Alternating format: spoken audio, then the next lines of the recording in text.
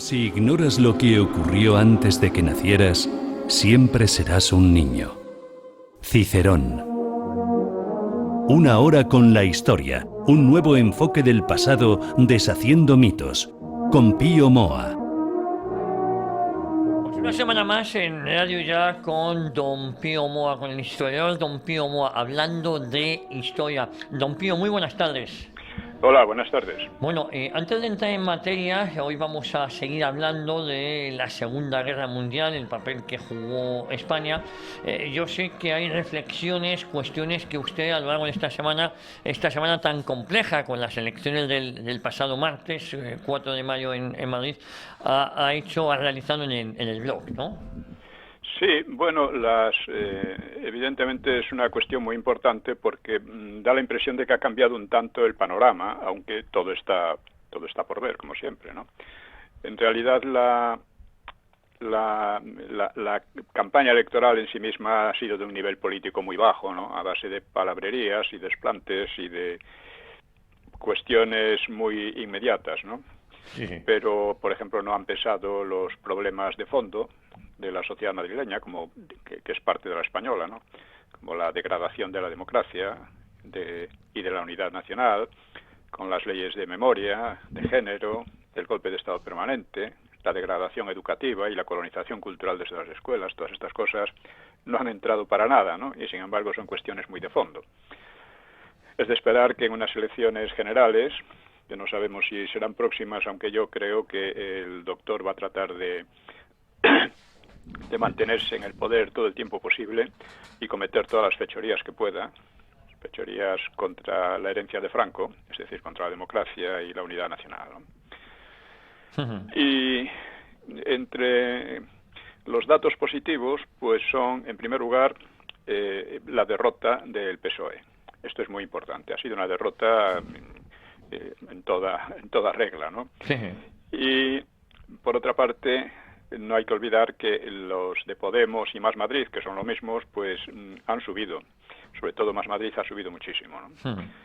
Y esto también contribuye a dividir a la izquierda, pero al mismo tiempo no hay que olvidar que el proyecto general tanto de Podemos como de Más Madrid como del PSOE es el mismo, y que se basa en eso, en luchar contra el franquismo, que es contra su herencia, que no es más que la paz, la democracia y mil cosas, la prosperidad, la reconciliación y mil cosas más que están tratando de echar a perder, ¿no? Y la unidad nacional, ¿no? Sí, sí.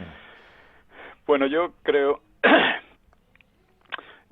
esta alegría un poco obscena, ¿no?, por el fracaso del Moñitos, pues es pura folclorada, ¿no? Porque el problema aquí es el doctor, fundamentalmente, y el Moñitos, que parecía una gran cosa, en realidad solo es un pobre idiota, ¿no? Muy osado, eso sí, muy osado, y que podía meter miedo gracias a que enfrente no tenía oposición, porque la oposición del PP nunca ha sido oposición, ha sido siempre auxiliar, ¿no?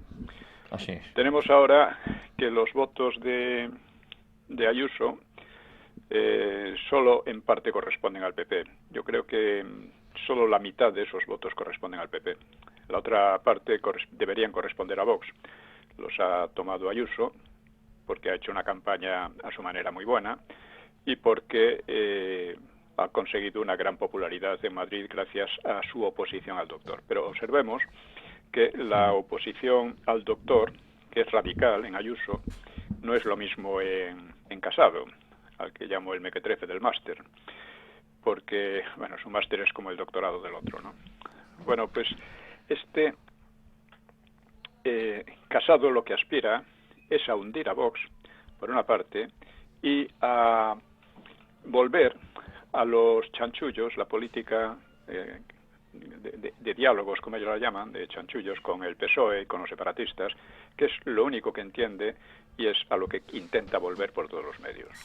Él mismo ha dicho que se entiende muy bien con el doctor, que eso es una cosa positiva y que está muy bien, ¿no? Lo ha dicho él directamente.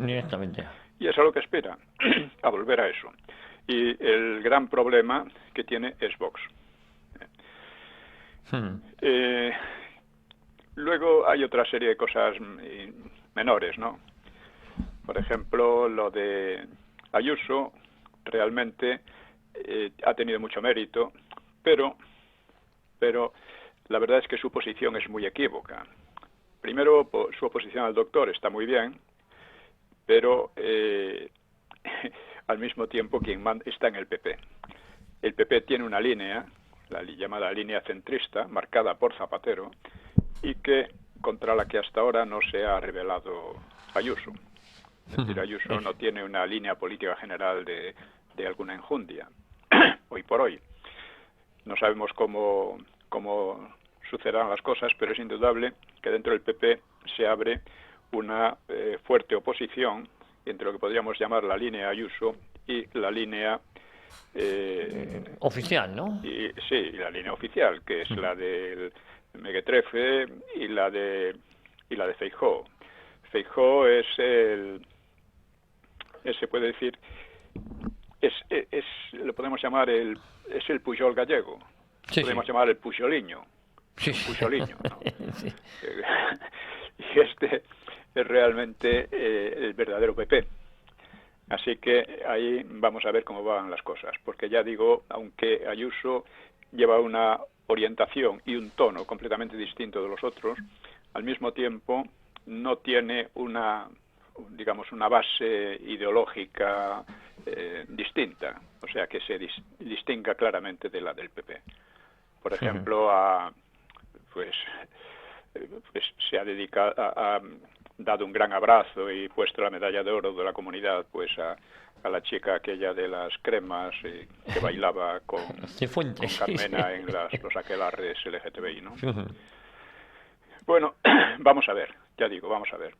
Pero se abre un panorama interesante en el que la sociedad se va a polarizar en gran medida en relación con el PSOE y la izquierda y los separatistas, y en esa polarización el único que tiene un discurso un poco claro es Vox. Por consiguiente, en unas nuevas elecciones generales es muy posible que Vox superase al PP. No es nada imposible, no es nada imposible. Y ahora otra cosa que me es muy importante señalar es que es el momento de que personas independientes emprendan una ofensiva de opinión pública en una triple dirección. O sea, reivindicación de la legitimidad histórica del franquismo como base para una democracia real. El antifranquismo ha sido el verdadero cáncer de las libertades y de la reconciliación y de la paz y de la unidad nacional. O sea, hay que reivindicar la legitimidad histórica del franquismo. El franquismo no puede volver, pero tiene una legitimidad indudable de la que parte lo demás. Y que es importante señalarlo en relación con el resto de Europa occidental, ¿no? Que deben su democracia o sus libertades, incluso su prosperidad, no a ellos mismos, como España sí, sino a la intervención militar de USA e indirectamente a la soviética, ¿no? Que fue la que realmente derrotó al nazismo, ¿no? Sí, sí. En segundo lugar, es necesario reivindicar una política cultural frente a la colonización por el inglés. Esto es gravísimo porque esta colonización cultural ataca lo más fundamental, lo más íntimo y lo más esencial de nuestra cultura, de nosotros. Y nadie le da importancia, pero tiene una importancia fundamental. Algunos dicen que esas cosas, otros idiomas, pues que enriquecen el nuestro, etcétera, y eso es verdad, siempre que nosotros lo asimilemos y no seamos asimilados, que es lo que está ocurriendo. Aquí se ha procedido a lo que llaman el bilingüismo en la enseñanza, que no es otra cosa que el intento de inculcar desde la infancia la superioridad del inglés como lengua cultural en un proyecto más amplio en el cual el español quedaría como lengua familiar y de subculturas, ¿no? Y en tercer lugar, hay que reivindicar la neutralidad como clave de una política internacional independiente. España fue neutral en las dos guerras mundiales. Eso fue un enorme beneficio para España e indirectamente también para Europa. Y esa neutralidad, que entonces era tan difícil, en la Segunda Guerra Mundial era extremadamente difícil, no así en la Primera, pues esta es lo que hay que reivindicar ahora, porque estamos viendo como, aparte de la colonización cultural, existe una especie de colonización o satelización política y militar. Tenemos un ejército dedicado a operaciones de interés ajeno, bajo mando ajeno y en lengua ajena.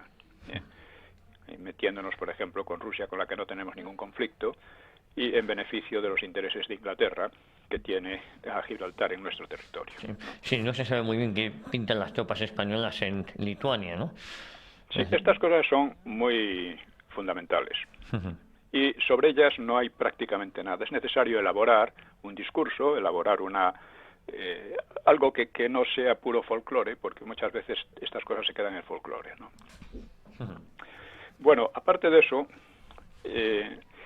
pues en el blog sigo tratando cuestiones literarias. Por ejemplo, vamos a ver.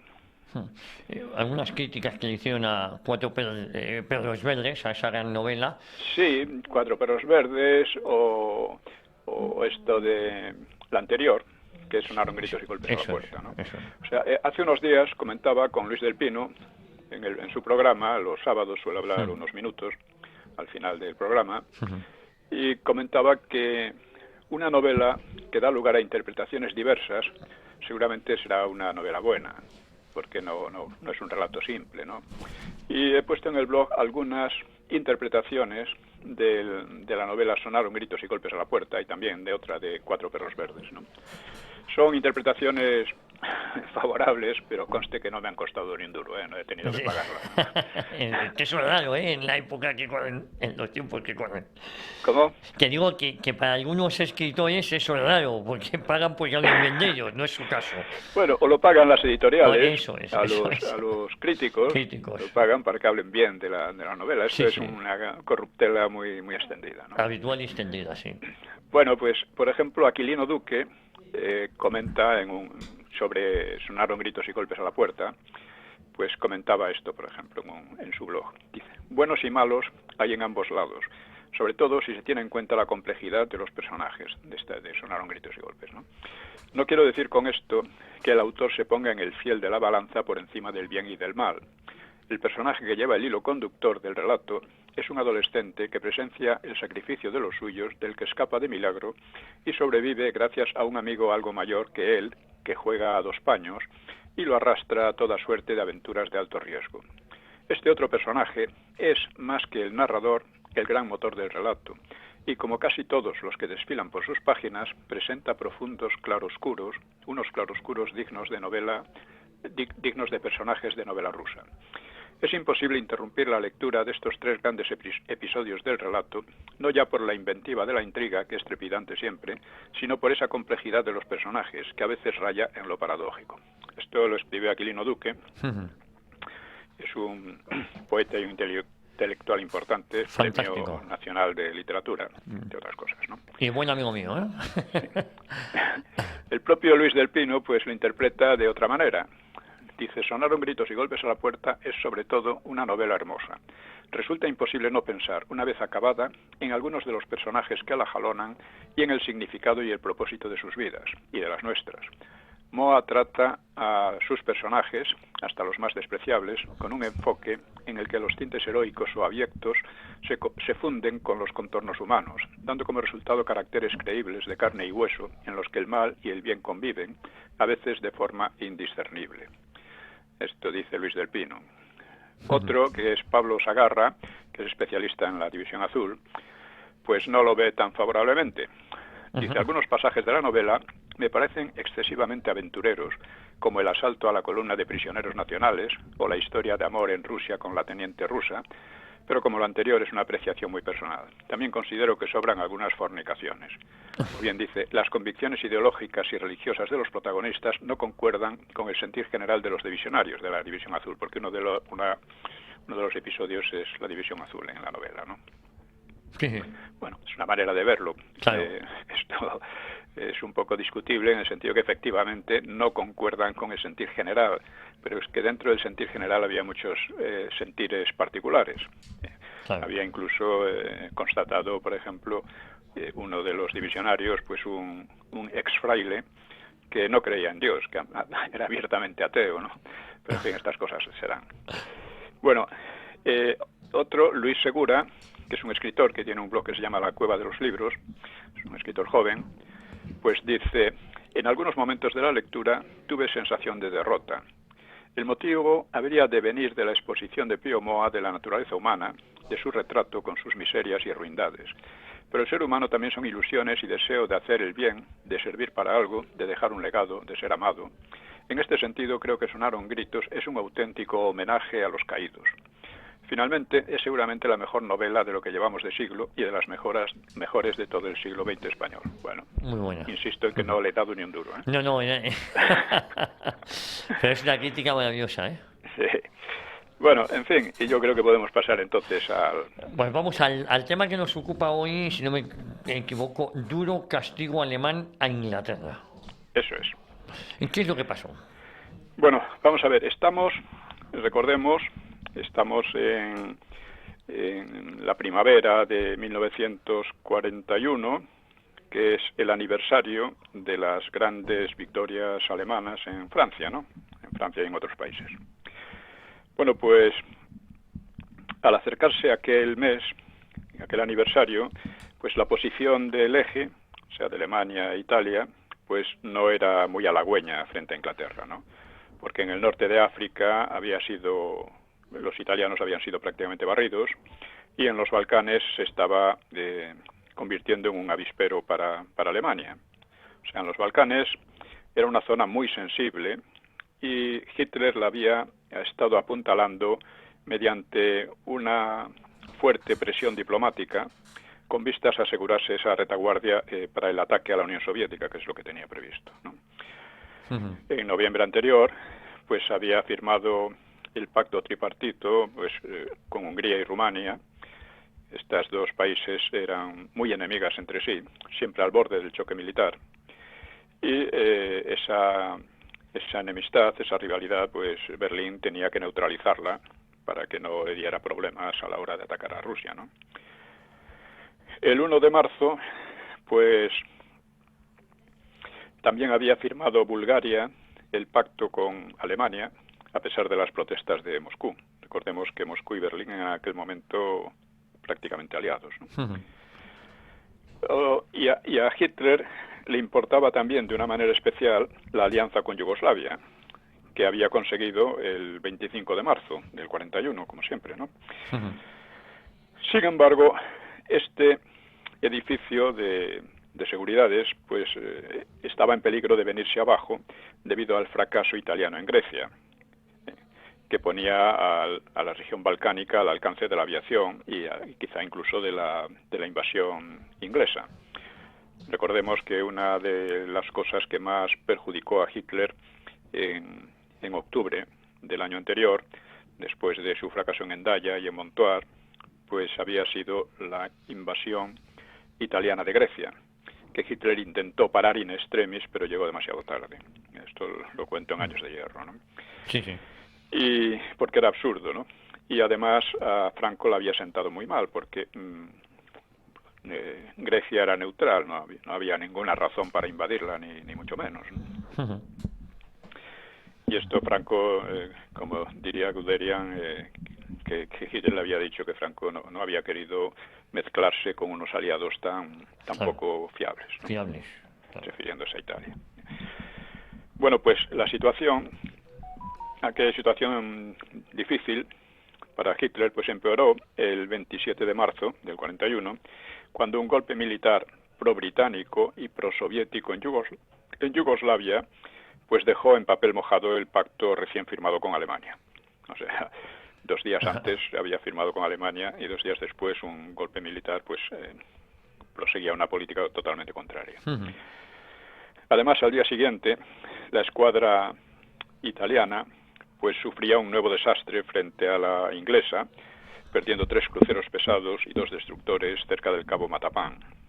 Esto fue fácil para los ingleses porque disponían del radar que les permitía disparar sin ser descubiertos, desde muy lejos, sin ser descubiertos por los italianos, que no sabían de dónde les llegaban los tiros, ¿no? El golpe de Belgrado y la batalla de Matapán, pues lo que hacían era animar que se crease un frente anti-alemán en Turquía, Yugoslavia y Bulgaria, que esto era la política que perseguía Londres.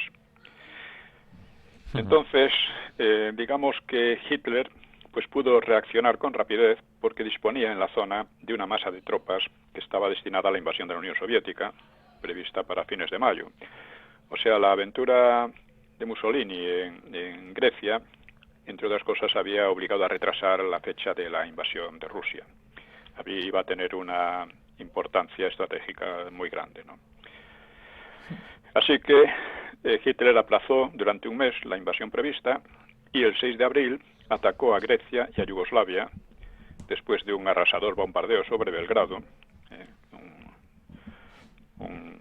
En fin, este tipo de actos criminales que ya estaban en marcha entre ingleses y alemanes. O sea, los alemanes no lo iniciaron, a pesar de lo que se suele decir. O sea, fueron los aliados, lo que ocurrió fue que en uno de los bombardeos que efectuaban sobre bases militares, aeródromos y demás de Inglaterra, pues por un error de orientación cayeron unas bombas en un barrio inglés, un barrio civil, con lo cual Churchill lo utilizó como pretexto para atacar directamente a la población civil en Berlín, y a partir de ahí fue una escalada, en la que, por supuesto, los ingleses llevarían, a lo largo de la guerra, los ingleses y los ruseños llevarían la palma, por decirlo de alguna manera. Bien. Bueno, pues allí empezó eso, ya digo, con un bombardeo civil sobre Belgrado, en castigo por su traición. Lo consideró una traición a última hora, ¿no?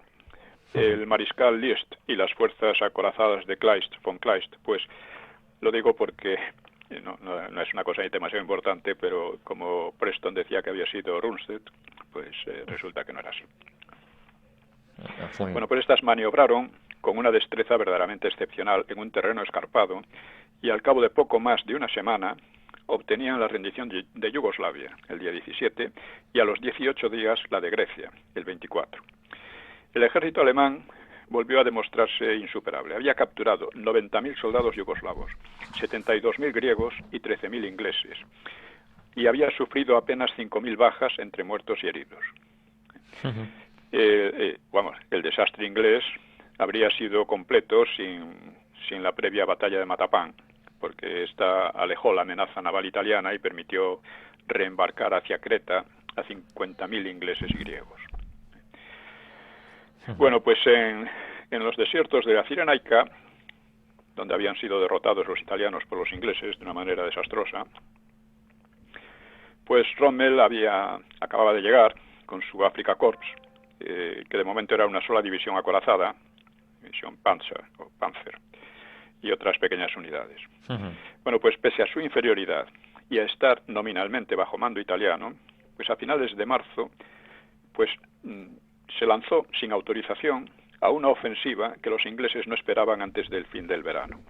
Y en una semana empujó a los ingleses casi 400 kilómetros, y con una segunda división de carros que le llegó, pues entró en Egipto hasta la mitad del camino del Cairo. O sea, detrás había dejado el enclave de Tobruk en manos inglesas, pero luego la tomaría también.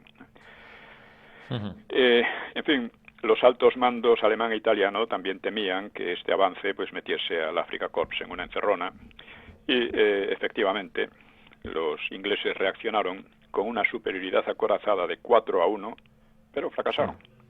Y a mediados de junio, una nueva contraofensiva de gran estilo, inglesa, también con una enorme superioridad, intentó aplastar a Rommel, pero de nuevo fracasó. Bueno, pues pocas semanas antes del ataque alemán a Grecia, pues... lo que ocurrió, el otro escenario de la lucha era el de los Balcanes, como dije, en que los alemanes habían destrozado a sus enemigos, y esta operación, esta ofensiva, había culminado con la toma de Creta por los paracaidistas alemanes. Esta, en opinión de Liddell-Hart, que es un especialista inglés en la guerra en general, en cuestiones bélicas, el autor del libro Estrategia de aproximación indirecta, Pues en su opinión, la toma de Creta por los paracaidistas fue una de las hazañas más sorprendentes y audaces de toda la guerra. La isla estaba defendida por más de 50.000 soldados ingleses, australianos, neozelandeses y griegos, y además disponían de mandos bien fogueados, ¿no?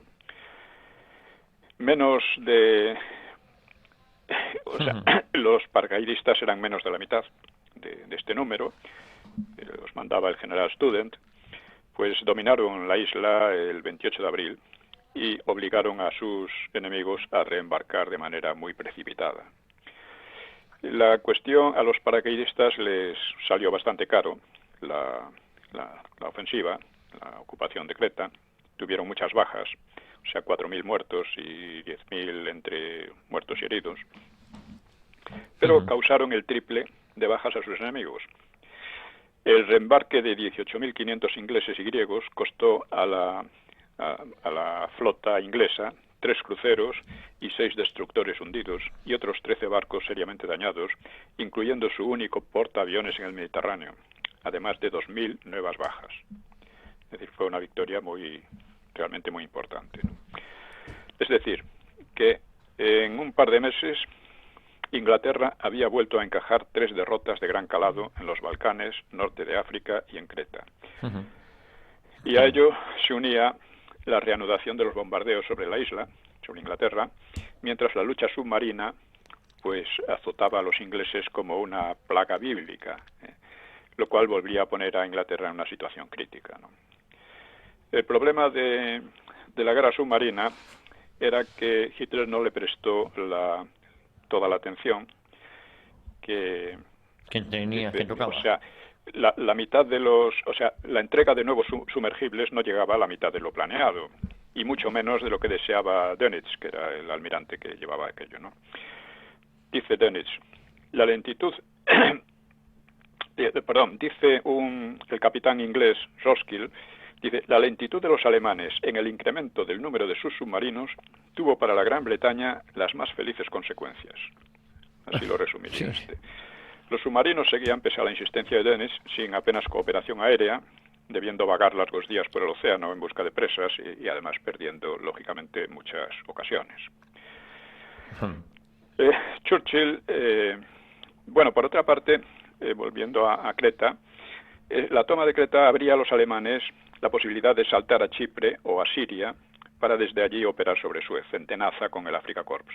Que este era un gran objetivo que llevaba acariciando largos meses, pero que además para España podía tener consecuencias bastante fatales, porque si tomaban Suez, las excusas de Franco en torno a Gibraltar se desaparecían, porque realmente la objeción principal que ponía Franco a Hitler era que sí, tomar Gibraltar era muy importante, pero si no se tomaba Suez tampoco era gran cosa, ¿no? Sin embargo, en aquel momento ya la invasión de Rusia absorbía toda la atención de Hitler. Una vez asegurados los Balcanes y Bulgaria y demás, pues ya, digamos, aquel flanco había quedado asegurado. Y por lo demás, lo que pasara en el norte de África pues era importante, pero no demasiado importante, ¿no? Hitler había querido tener presta la invasión para el 15 de mayo, pero la urgencia de asegurar ese flanco y ayudar a Italia le había obligado a retrasarla hasta el comienzo del verano. Una vez solventado el problema, ya digo, el teatro mediterráneo volvía a parecerle secundario. Por ello aportó a Rommel un apoyo mínimo y, pensando que Creta había costado demasiada sangre, descartó nuevas acciones de paracaidistas. Los paracaidistas habían desempeñado un papel fundamental no solo en Creta, sino también en la toma de Noruega. Y teóricamente podían haberlo hecho en Siria o en Chipre, ¿no?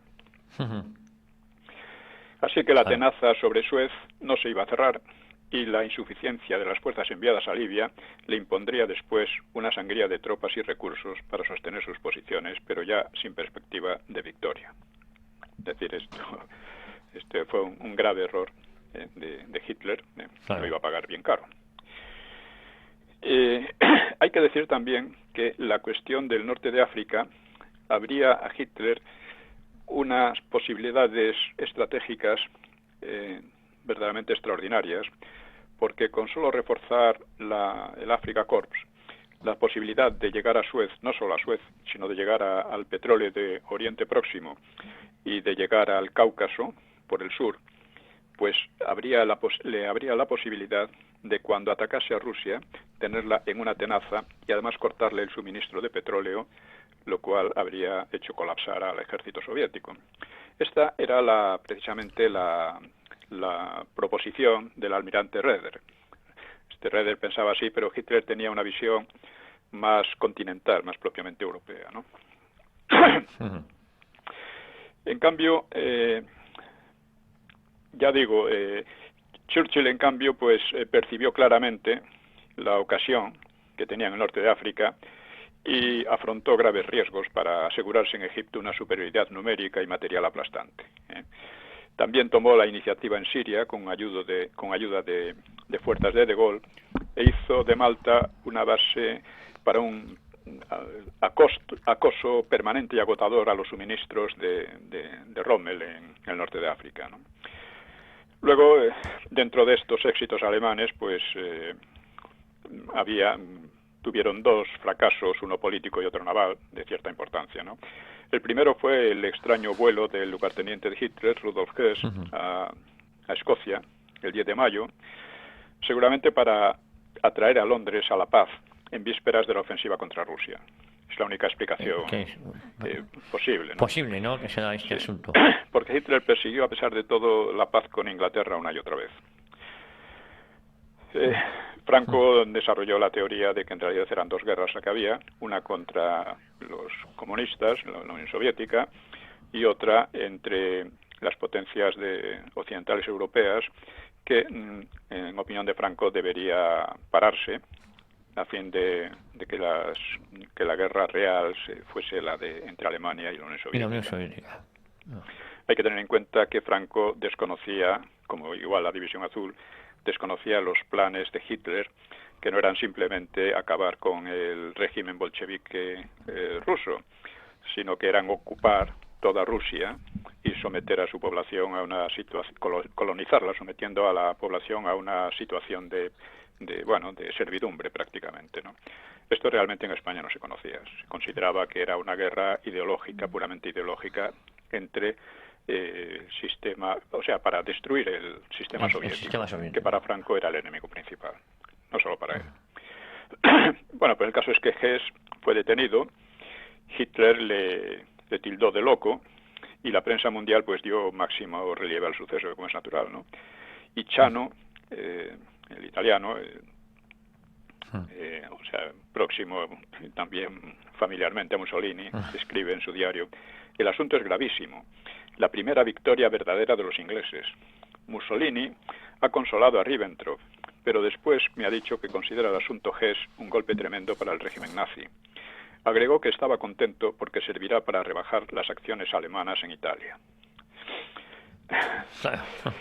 El revés naval de los alemanes fue el hundimiento del acorazado Bismarck, que era una obra maestra de una serie de grandes navíos con los que Hitler pensaba desafiar a sus enemigos, ¿no? El Bismarck con su crucero auxiliar Prince Eugen, pues demostró su calidad al enfrentarse el 24 de mayo al mayor buque de guerra inglés, el crucero de batalla Hood y el acorazado Prince of Wales, hundiendo al primero y dañando al segundo en menos de media hora. Pero la flota británica salió en su caza y su propia tripulación terminó de hundirlo. O sea, sí. Al revés que los ingleses y los luseños, Hitler no percibió el papel de los portaaviones y tampoco concedió la importancia debida a los submarinos, que era su mejor arma en el mar, ¿no? Los ingleses cercaron al Bismarck con 8 acorazados, 2 portaaviones, 4 cruceros pesados, 7 ligeros, 21 destructores y más de 100 aviones, ¿no? Y los que hicieron mayor estrago en el barco fueron los aviones Swordfish, o sea, pez espada, que ya habían causado un gran estrago a los italianos en Tarento, ¿no? Y dañaron el timón del Bismarck y entonces el acorazado se convirtió en una presa fácil para sus enemigos. Murieron 1.900 alemanes, los ingleses rescataron a un centenar y dejaron ahogarse a otros 800. por temor a un supuesto submarino alemán que no existía. No existía, no llegaba. Los ingleses habían perdido 1.400 hombres con el Hood. Bueno, en cuanto a Hess, como sabemos, pasaría en la cárcel el resto de sus días, hasta morir en 1987, con 93 años, oficialmente por suicidio. Pues suicidio que era muy extraño. Pero en conjunto, digamos que los ingleses habían recibido un castigo realmente muy fuerte en todas partes, en casi todas partes, cosa que perjudicaba mucho su estrategia de aguantar hasta que USA interviniese. Los perjudicaba porque USA, para intervenir, como ya dijimos, el ambiente popular en USA era de aislacionismo, de no entrar en la guerra, y el propio Roosevelt les prometía que no entrarían, y claro, meterse en la guerra significaba atacar a un enemigo formidable, que era la Alemania de Hitler, ¿no? Y a través del Atlántico, lo cual era una empresa con muchos riesgos de fracaso. De hecho, solo se consideraron capaces de intentar un segundo frente por Francia, ya avanzado en 1944. Bueno, pues estas acciones en España tuvieron una repercusión porque reanimaron el belicismo, ¿no? La tendencia de algunos a entrar en la guerra, ¿no? Por ejemplo, Antonio Tobar y Ridruejo pues predecían el fin próximo del apolillado mundo liberal y el advenimiento de una nueva sociedad donde lo social sustituiría a lo individual.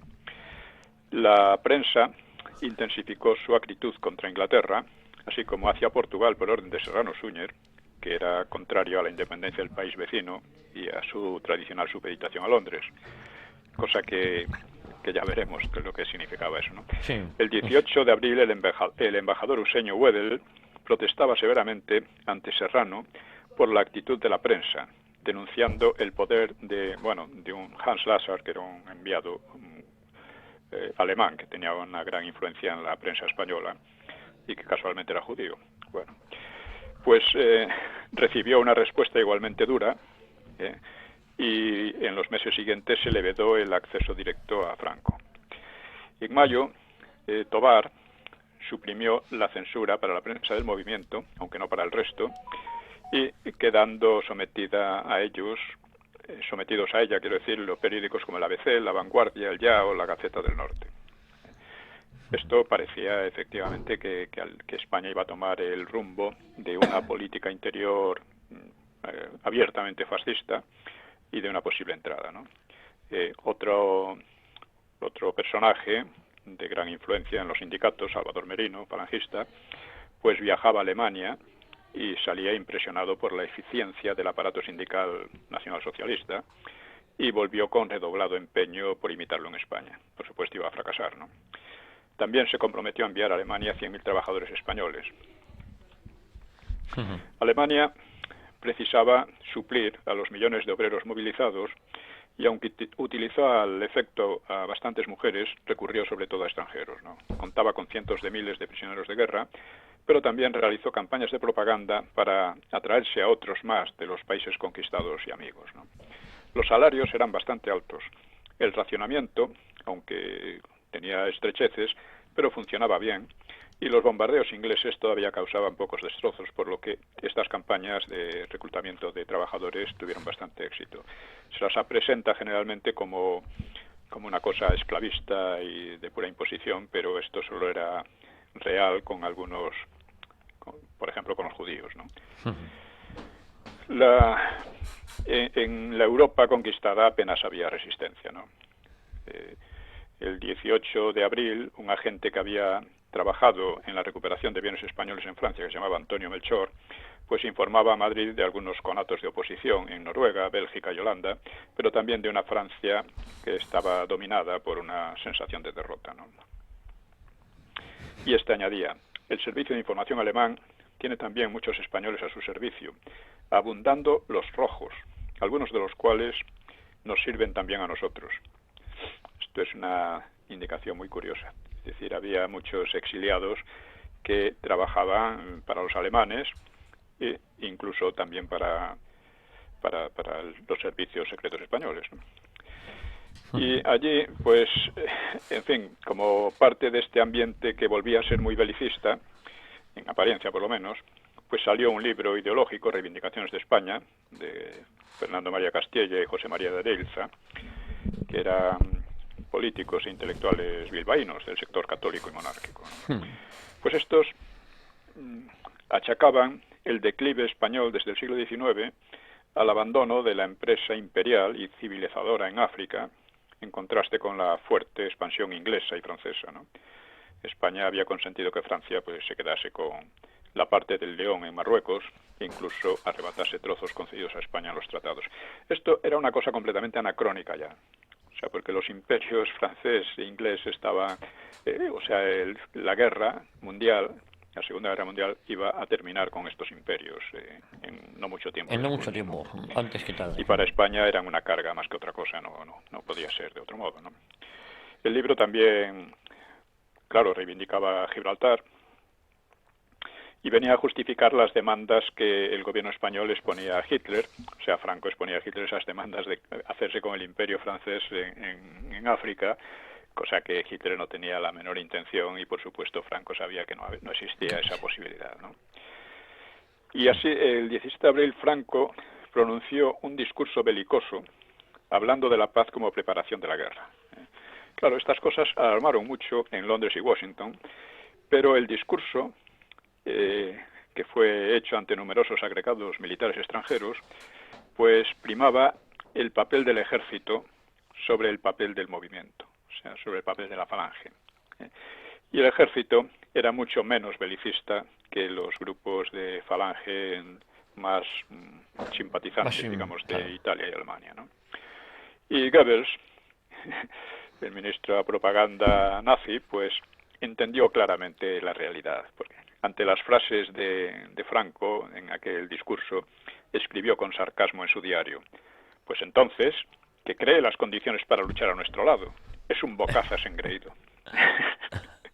Ni era bocazas ni engreído, simplemente tenía que jugar aquella situación. Insisto en que no se entiende la política de Franco, lo estoy analizando en el blog precisamente, sobre la gran estrategia de Franco. No se entenderá nada si no se comprende que su objetivo principal era reconstruir España, para evitar que quedara destruido en una nueva guerra y para evitar que si participase, precisamente por quedar destruida, arruinada, pues quedaría como satélite del vencedor, fuera Alemania o fueran los otros. Eso era la línea principal que seguía Franco. Y dentro de todas las tentaciones, problemas, dificultades y tal, es la línea que explica toda su política, como después la explicaría frente a las amenazas y chantajes de los aliados, cuando la guerra parecía que iban ganando ellos la guerra, ¿no? Bueno, la ignorancia sobre estas decisiones pues hizo crecer durante aquel invierno y la primavera, 41, la inquietud de Londres ante una posible invasión de la península. Los jefes ingleses habían concluido que la debilidad militar y económica de España no permitía esperar mucha resistencia ante Alemania. Y aun si la hubiera, las tropas inglesas no llegarían a tiempo y el estrecho quedaría cerrado, pues para ello bastaba la aviación enemiga pues operar desde la península y desde Marruecos, ¿no? Con lo cual volverían inútil el peñón de Gibraltar y con él la isla de Malta, que eran tan fundamentales en la lucha en el norte de África, ¿no? Sí. El desastre balcánico pues reafirmó esta impresión. Por lo tanto, no cabía confiar en los anglófilos hispanos, ni en los planes de la comisión montada con vistas a neutralizar estas cosas, ¿no? La evolución del conflicto impedía dedicar a España unas fuerzas que precisaba para defenderse la propia Inglaterra y para defender el Mediterráneo oriental. Y a finales de marzo, el Ministerio del Interior, el Foreign Office inglés, pues que creyó inminente la crisis decisiva en la península, pues propuso ocupar las Canarias, así como las Azores y Cabo Verde. La conquista de las Canarias ya había sido estudiada, ¿no?, y desechada por impracticable o inconveniente, porque era muy difícil. Aquí siempre se dice que sería pan comido para los ingleses, no lo era, sobre todo si Alemania intervenía, por ejemplo, con sus Stukas, ¿no?, que habían hecho polvo a numerosos barcos ingleses en Creta, ¿no? Sí, sí. Y, en fin, pero para mayor seguridad, pues estas operaciones se harían sin previa declaración de guerra. Con todo, claro, la acción preventiva que ellos planeaban, pues traía otros peligros, porque como les advirtió Aranda, que Aranda era un auténtico agente de la política inglesa, ¿no?, pues ello precipitaría al país dentro del eje. O sea, y de un lado y de otro, pues todo aquello estaba lleno de complots y de rumores. Y, por ejemplo, a finales de marzo, Aranda aseguraba a Hoare, el embajador inglés, que Franco y Serrano estaban a punto de caer, porque los generales unánimemente habían acordado derrocarles. Es verdad que entre los generales había muchas conspiraciones, entre los generales monárquicos, no todos, ¿no? La idea de que Franco fuera derrocado, pues a lo mejor no le interesaba demasiado a los ingleses, porque podía desatar un desastre como el de Yugoslavia. Habían conseguido invertir las alianzas, derrocar al gobierno pro-alemán, y lo que habían conseguido era precisamente que Alemania los hiciera polvo en los Balcanes, claro, y luego en Creta, ¿no? Esto es difícil saber hasta qué punto Aranda engañaba a Hoare o jugaba con dos barajas, porque el 28 de abril pidió ayuda a los agentes nazis, dos agentes nazis que se llamaban Bechal y Thompson, para derribar a Serrano e imponer un gobierno militar.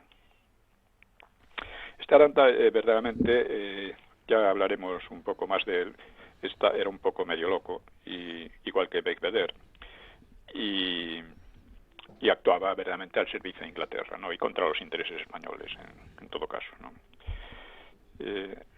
Pues Storer, el embajador alemán, indicó a este agente, a Thompson, que no diera mucho crédito a la propuesta de Aranda, porque dijo: es bien sabido que en España se habla mucho más que se actúa.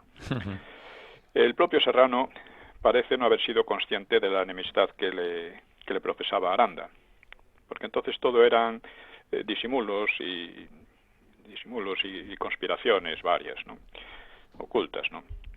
Y Storer informaba a Berlín el 22 de abril del empeoramiento de la relación entre Serrano y los militares, que efectivamente era verdad, y de críticas a Franco desde todos los lados por su supuesta pasividad. Muchos falangistas hervían de indignación, y los agentes alemanes procuraban desacreditar al caudillo. Es decir, una situación, hay que entender también hasta qué punto la política de Franco fue, por una parte, firme en la prosecución de su gran estrategia de reconstruir a España, y por otra parte hábil, bandeándose un poco según las circunstancias, haciendo concesiones secundarias, pero manteniendo siempre la línea principal. Hay que decir que como dice Fernández de la Mora, el hecho de mantener a España fuera de la Guerra Mundial fue una hazaña no menor que la propia victoria en la Guerra Civil. Y probablemente, bueno, sin duda fue así. De haber entrado España en la Guerra Mundial, el desastre habría sido enorme y habría dejado inutilizado al país para muchísimo tiempo. Bueno, pues el gobierno español, que estaba sometido a la doble amenaza de invasión alemana e inglesa, tenía que extremar su cautela. Le convenía jugar con los temores ingleses, pero no hasta el punto de provocar una reacción bélica de Londres o un intento golpista en Madrid, y debía conservar la esperanza de Berlín, concederle ventajas y evitar roces. Franco seguía atento a los informes de sus agentes y de sus embajadas en el exterior, y por ejemplo, sus servicios de inteligencia habían desencriptado, con ayuda de Lambert, o sea, de Canarias, el servicio secreto alemán, pues había desencriptado los códigos de las embajadas de USA, Japón, Portugal y Vichy. En cambio, no había conseguido desencriptar a los ingleses, si bien disponía de informadores en la misma embajada. Por otra parte, los ingleses avanzaban rápidamente en el descifrado de las comunicaciones alemanas en España. Ya hemos hablado del enigma, ¿no?, de la máquina enigma de ingleses, encriptar los claro, mensajes, ¿no? Eso es. que parecía imposible de superar. Sin embargo, los ingleses, primero los polacos y luego los ingleses lo consiguieron. Bueno, también Franco tenía que prestar una gran atención a la situación interna, ¿no? Porque la opinión pública estaba inquieta y dentro del régimen las disensiones aumentaban. Los germanófilos pues querían romper el equilibrio, pero también los anglófilos que conspiraban con la embajada inglesa. O sea, hay que muchas veces cuando en la historia vemos lo que pasó y tal, parece que pasó porque tenía que pasar y que no había grandes problemas, que todo tenía que ser ahí. No, señor. En cada momento se presentaba una serie de dificultades, de opciones diversas y contradictorias, entre las que era muy difícil bandearse. Por ello, Franco procuró en todo momento retener el timón de la política exterior y la autoridad sobre las familias del sistema, las familias o partidos, ¿no? O sea que sabemos que eran 4, la Falange, los monárquicos, los carlistas y el episcopado, podemos decir, o las fuerzas políticas más ligadas de tipo más católico, ¿no? Bueno, pues, y que además, por supuesto, en cada uno de estas había un sector enemigo de Franco, curiosamente. Porque cuando se habla del franquismo como un régimen totalitario y de partido único, pues es un chiste, ¿no? No era así. No era así, ¿no? Bueno, por otra parte, no todo eran malas noticias. Durante la primavera, que había traído tantos cambios bruscos en el curso de la guerra, pues también se fueron superando en España las peores penurias, porque el invierno había sido el más terrible de la guerra para España. Fue la época de más hambre, de más miseria, de más dificultades de todo tipo, en gran parte causadas por los ingleses, claro, aparte de la dificultad de reorganizar el país devastado por el Frente Popular, ¿no? Pues a finales de marzo, pues Londres aceptaba un aumento menor, pero valioso, en la provisión de gasolina y gasóleo. Y luego, el 7 de abril, pues concedió un crédito de 2,5 millones de libras. Y el día 20, mientras las tropas inglesas y sus aliados retrocedían en el Mediterráneo Oriental, pues Churchill prometía públicamente no hacer nada que pudiera provocar una ruptura con Madrid. En aquellas circunstancias les interesaba mucho a los ingleses mostrarse corteses y bien dispuestos, ¿no? Claro. Esto, claro, lo explotaban también Franco, ¿no? Al mismo tiempo, el comercio hispano-inglés crecía y pronto registró un superávit a favor de España, la cual vendía, por ejemplo, bastante hierro y otras materias primas que eran importantes para Inglaterra, ¿no? Y, claro, Inglaterra se encontraba con dificultades para pagarlas porque estaba en una situación financiera muy penosa, ¿no? O sea, recordemos que Inglaterra salió de la guerra arruinada económicamente, financieramente, quiero decir, y terminaría perdiendo su imperio. Lo que pasa es que sus deudas se las perdonó USA, a cambio, claro, de heredar gran parte de su imperio, ¿no? Claro. Y al mismo tiempo se puso en marcha un plan de mejora de los ferrocarriles con ayuda francesa y se proseguían, claro, el comercio con Alemania, ¿no? Uno de los aspectos de ese comercio era la exportación de wolframio, que era importante en los aceros que servían para la industria militar. Y que España tenía perfecto derecho como neutral a hacer ese comercio, pero luego los aliados tratarían de hacer de ello casi un motivo de guerra, ¿no? El wolframio, primero, se estaba encareciendo muy rápidamente, no solo porque los alemanes lo necesitaban, era una fuente de divisas importante, pero ya digo, no solo por las necesidades alemanas, sino porque ingleses y useños empezarían a comprar todo lo que podían a fin de que llegase la menor cantidad posible a los alemanes, con lo cual España se beneficiaba doblemente. Esto aumentaba los precios y era una fuente de ingresos muy importante en una situación extremadamente difícil, ¿no? Y, en fin, claro, en aquellas incertidumbres, pues era necesario mantener la seguridad interior, ¿no? Sí que aumentó la represión. Se publicó en abril una ley de seguridad del Estado, que era casi de guerra, que fortalecía los tribunales militares.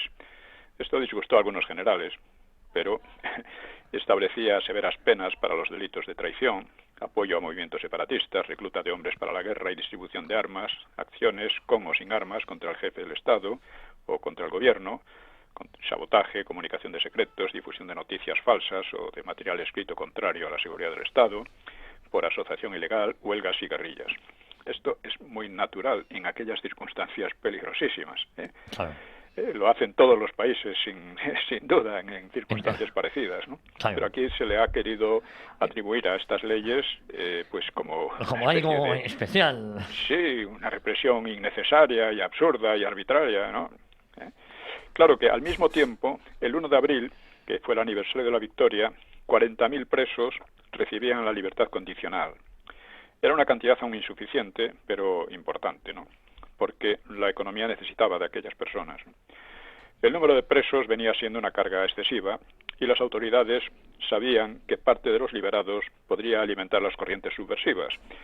Y lo que hacían con esa ley era advertirles de que no se metieran.